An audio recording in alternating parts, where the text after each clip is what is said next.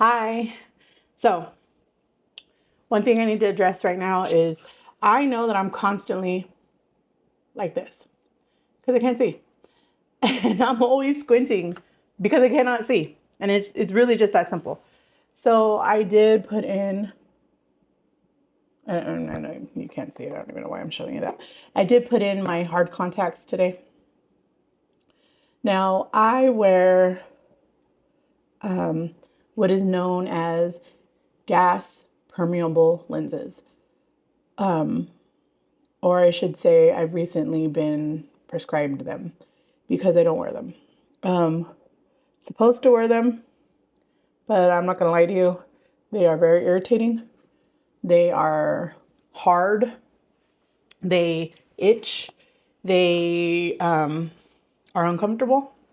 They are not fun, and they're super duper tiny. So they're very, very difficult sometimes to place properly. And every time you blink or every time you move around your eyes, they shift. And they're meant to do that so that oxygen continues to circulate underneath so that it doesn't cause any eye infections or anything like that. But they're uncomfortable.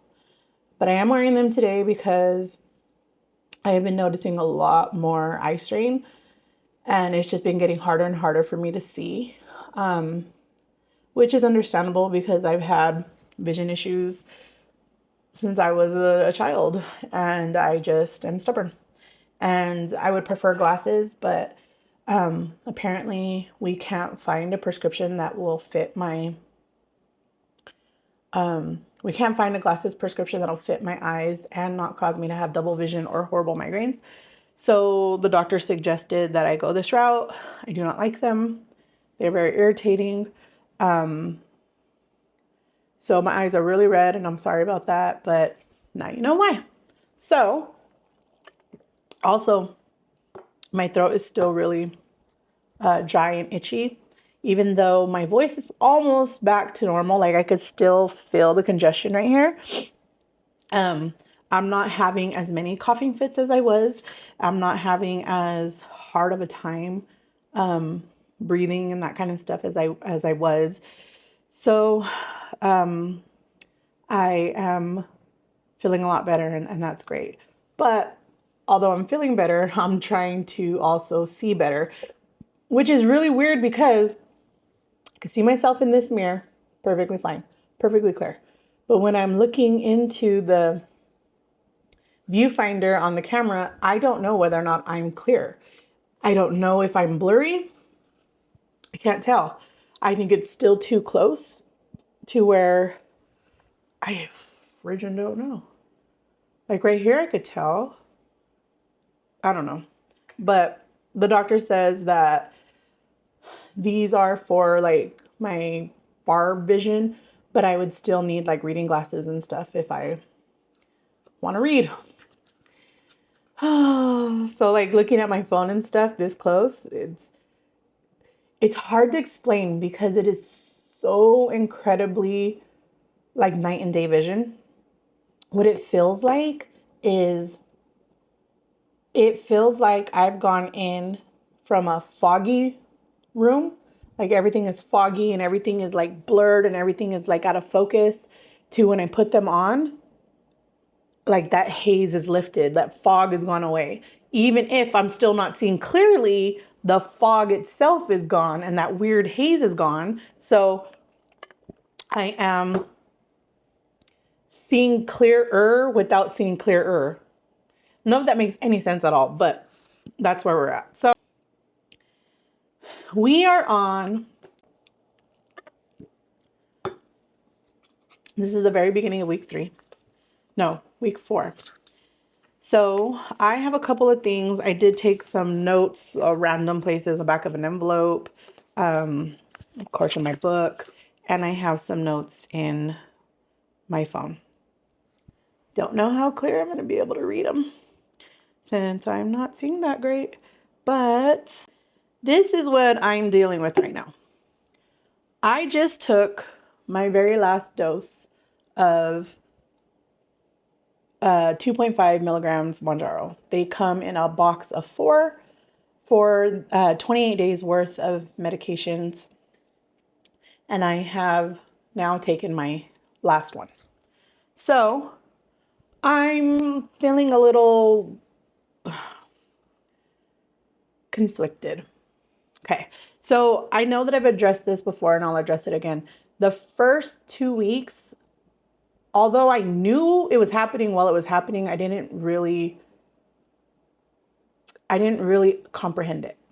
It wasn't until my first dose of week 3, Wednesday, that I realized just how much the food noise was gone, just how much my appetite was completely suppressed, just how much it really was helping with the mental side of everything. Because my outlook on it was, it's going to be so night and day that I'll be able to see it from miles away. And that is true. However, I just didn't recognize it at first. And so it wasn't until that day that I realized the night before I was starting to crave cheesecake. And now I am not a huge, like, oh my God, cheesecake. Don't get me wrong, cheesecake is good, but I'm not like, oh, cheesecake. But for some reason, I really wanted cheesecake. And I went to bed, didn't think nothing of it, whatever. Got up in the morning and I was hungry. For the very first time in 2 full weeks, I was hungry. And I was like, okay. Didn't think all that much of it. I did what I normally do. I did my dose, did all that stuff. And then it started to dawn on me. Okay, I'm not starving to death. I'm not constantly thinking about food still. I'm not where I was prior to starting, but I'm also not where I was yesterday. So now that I am in a place where I have my visit on Wednesday, which is the next time I'm supposed to have my 5th dose, I don't know whether or not the doctor is automatically going to move me up to 5 milligrams, which is the next tier, or if I'm going to ask to be moved up, or if I should just remain on 2.5 for another 4 weeks and go from there. Because I am still losing weight. And I don't know. I don't know what to do. I'm in this place where, I started the Mounjaro for type 2 diabetes. I didn't start it to lose weight.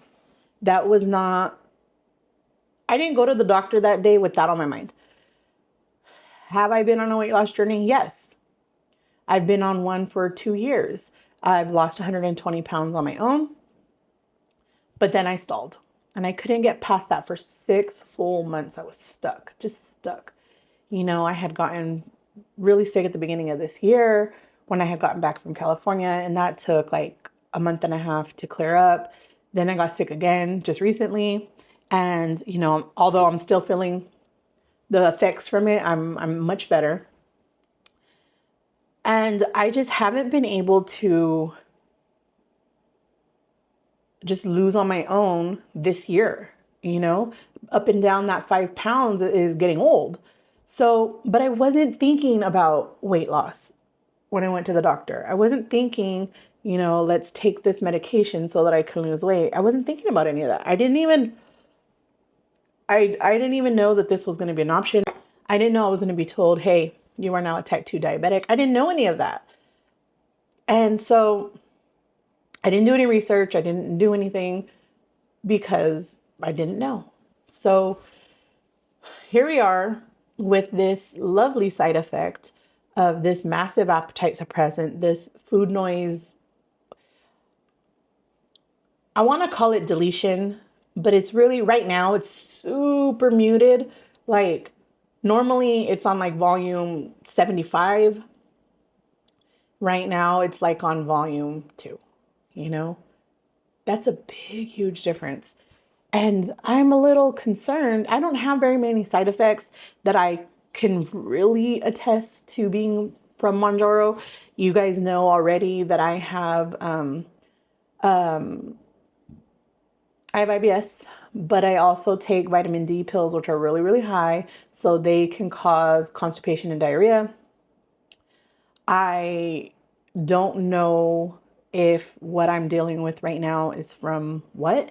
I also have not started my period. I am now 2 weeks late. Normally I'll have 2 periods in a month, stuff like that, but sorry, I'm 11 days late.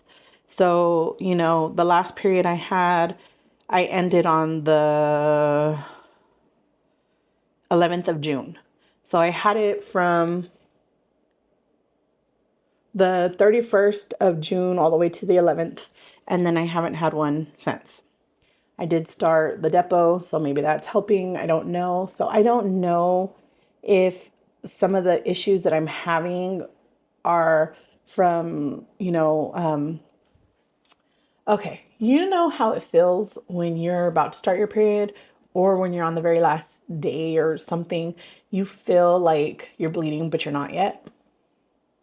You know what I'm talking about? I've been feeling like that for a few days, but I have yet to start. So I'm not sure what's going on. That has been causing, some aches and pains and stuff, which are consistent with you know, normal periods, that kind of stuff. So I don't know if some of that is from the hormonal changes. I don't know, I'm all over the place. But I am still losing. My food noise is very muted in comparison to where it normally is. My appetite suppression is still very strong, even though I can now eat a lot more than I could when I first started. And I don't mean a lot more. I just mean like before, if I could have had, a quarter of a sandwich, I could now maybe have a third. Um, so, you know.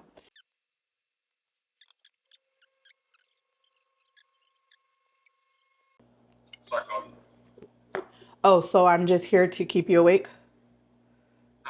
Oh. Oh, okay. I mean, I guess. So I don't know what to do about that. I don't know whether or not I should be asking to go up or if I should be asking to remain at 2.5. I do know that I had an appointment with okay, so they call it a nutrition coach. Basically, it's a registered dietitian who is not working in a medical setting, but they are able to give you scientifically proven studies and these kinds of things. And so I had a meeting with a nutrition coach, and what we went over was the fact that I am now diagnosed as a type 2 diabetic. I am now on the GLP-1, and what is it that I should be working towards um, in order to make this work best for me. And some of the questions that she asked, obviously, she's not going to answer those questions. She's providing questions, and it's my job to answer them, even if I can't do it right now. So, one of those is, what does balance look like for me? What does balancing a new lifestyle and my old lifestyle for a better me look like? What does it realistically look like for me? Like, is it completely cutting out all sugar? Is it, giving myself an opportunity to have, a day or two, a month or a week or what, where I can just splurge or eat what I want or not move or whatever. Um, what do these changes look like? One thing she did tell me was to make sure that even though I'm on the medication and my appetite is incredibly suppressed, that I should still be eating at least 3 meals a day. They don't need to be complete meals, they don't need to be full rounded meals, but at least try to split up my protein into 3 servings a day.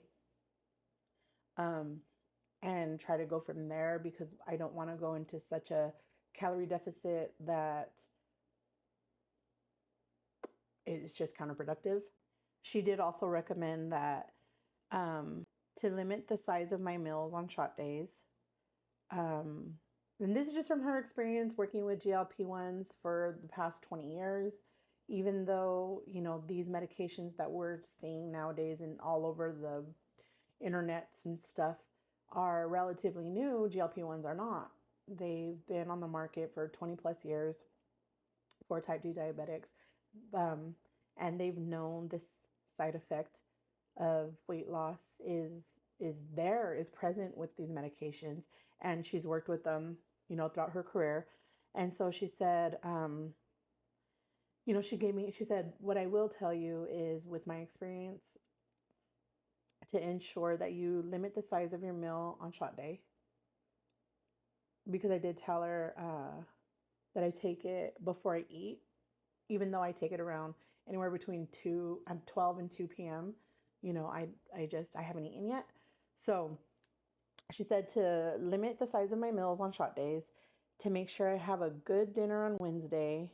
Oh, and to keep the high fat meals down during the Wednesday, Thursday, and Friday. So the 3 days, the day of my shot, the next day, and the following day, to help alleviate some of the stomach issues that can come from GLP-1s. So I thought that was really interesting. She did also recommend that I talk to my doctor about being able to see a diabetes nurse and dietitian so that I can see about getting like maybe some meal plans made and those kinds of things. And since they suspect that the Mounjaro really isn't to help control my blood sugar as much as it is to help me lose weight, because my blood sugar is not super high. Like I don't even qualify, like my work offers like diabetes programs. And I don't qualify because you have to be at least an 8 point something or higher in your A1Cs to be able to qualify for it. And I'm at a 6.6. So plus I don't, I'm not on metformin, I'm not on anything else. And my doctor did not recommend any blood sugar monitoring or anything like that. So they suspect that that's what it's mostly for, which is fine. Although I didn't go into this to lose weight on a shot, I'm glad I'm here. I was not glad I was here, you know, 3 weeks ago.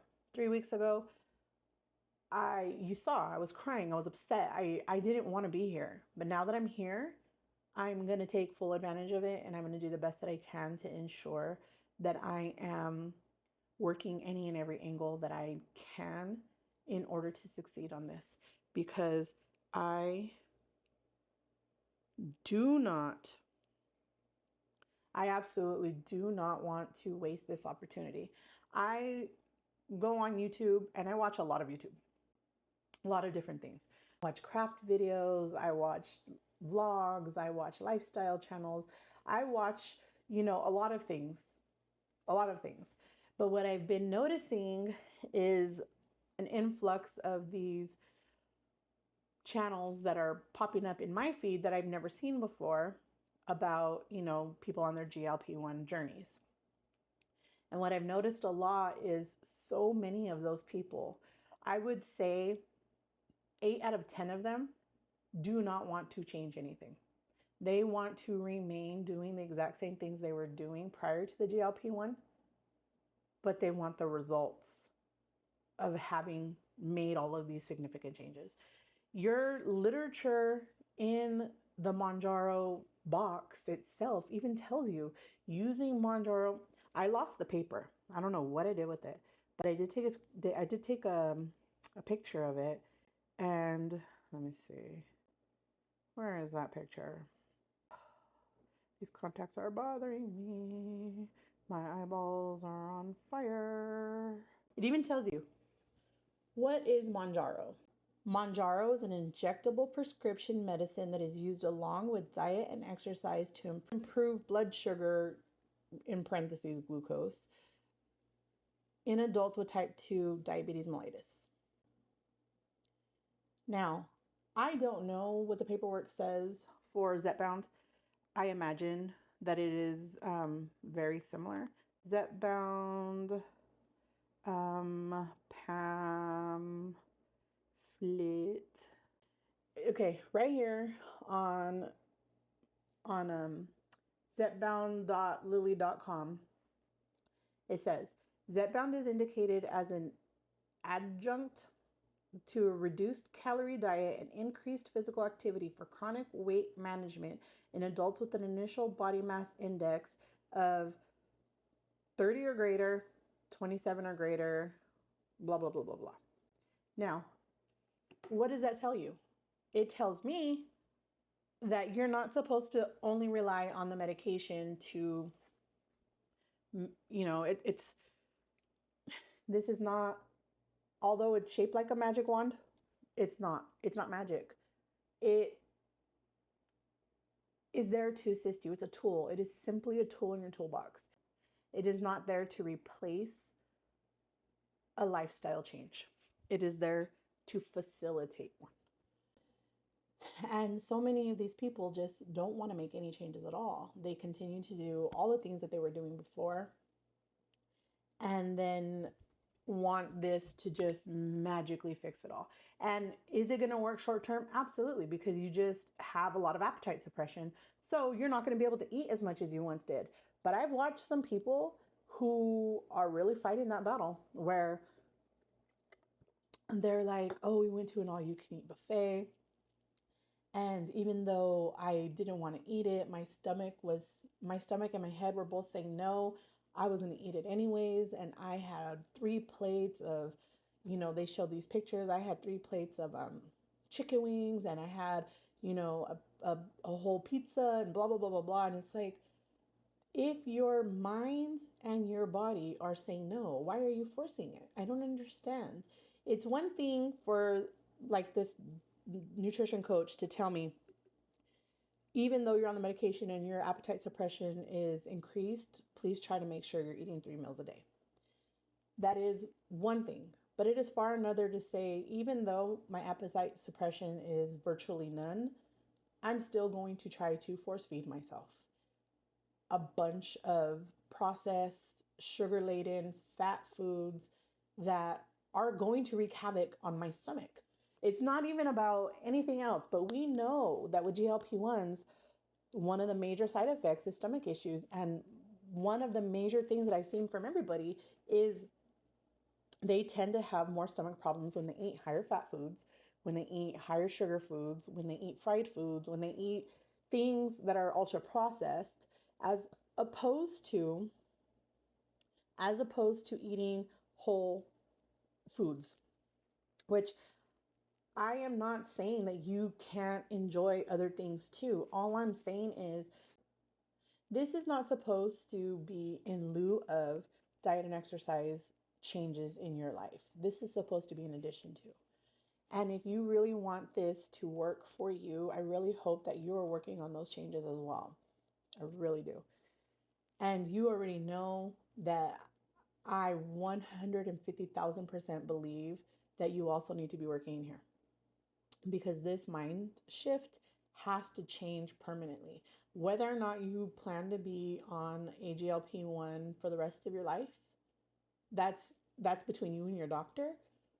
But whether you are or not going to do that, you still need to work on what in here caused you to rely on food the way that you do.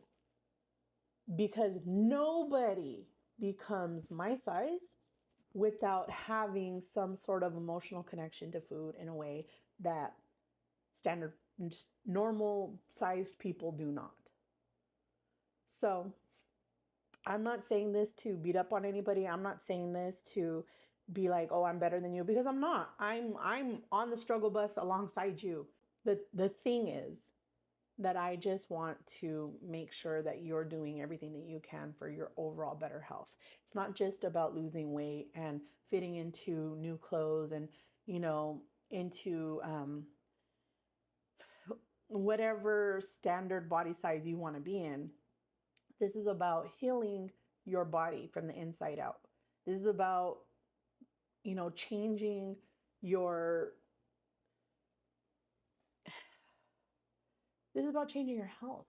Trying to encourage those of us who want a healthier life. I don't want to die before I see the age of 50, which is why I'm on this journey in the first place. And nothing is going to change internally for me if I'm still doing the same thing I was doing before. Is it hard to reduce those things? Yes. But this medication helps me to not mentally want them anymore, which is such a big deal. It's such a big deal because I've never had that experience before. So anyways, I hope you have a wonderful rest of your day. I really want to hear all about your ups, your downs, your ins and your outs this week. I want to give you virtual hugs and be there for you in a way that you are there for me just by listening. So thank you so much for being here. And if you like what you see here, please feel free to like, comment, subscribe. It really helps the channel, and I'm on a mission to hit 1,000 subscribers by the end of this year, which I'm about 78 away. We could do this. We could do this. I hope you guys have a great rest of your day. Bye.